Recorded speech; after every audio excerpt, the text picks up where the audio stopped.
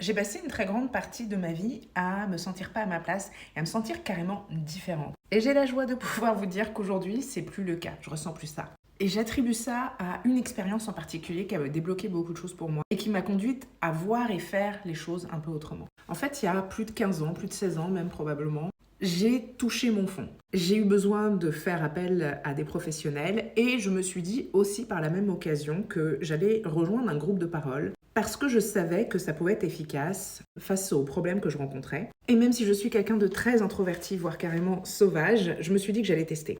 J'ai fait ça et je ne l'ai jamais regretté. Là-bas, j'ai pris conscience de deux choses concernant les relations qu'on a avec les autres. Première chose, bien souvent, quand on va être dans une conversation, y compris avec des amis, et qu'on va exposer des choses personnelles, des difficultés personnelles, souvent, tout ce qu'on a envie de faire dans ces moments-là, c'est simplement de partager, simplement de déposer là ce qu'on a sur le cœur. Mais en face, la personne qui reçoit, ce qu'elle a envie de faire, c'est de donner des conseils pour aider. Or, pour qu'un conseil soit vraiment efficace, il faut que la personne qui le reçoit soit ouverte à le recevoir. Et la majorité du temps, à moins d'avoir demandé un conseil ou de l'aide, on n'est pas prêt à recevoir. Donc on se retrouve quand même dans des échanges comme ça, quand on vient partager nos difficultés, on se retrouve dans un échange qui est pas très agréable, dans lequel on n'obtient pas ce dont on a besoin. Et donc on peut être un peu hésitant à revenir partager nos difficultés, etc. Et on perd en capacité à être vulnérable.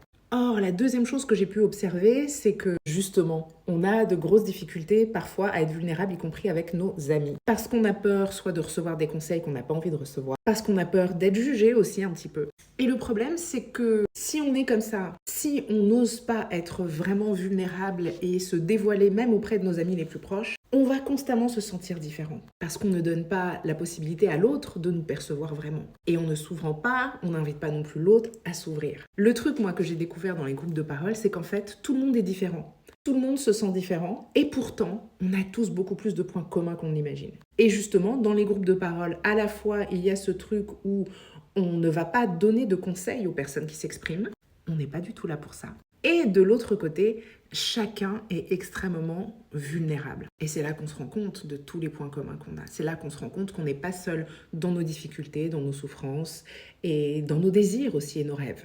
Tout à coup, on se reconnecte. Et pour moi, c'est vraiment ça le truc en fait. La solution de tant de problèmes dans ce monde, c'est la reconnexion. À soi, aux autres, à la vie, aux vivants, peu importe. La reconnexion.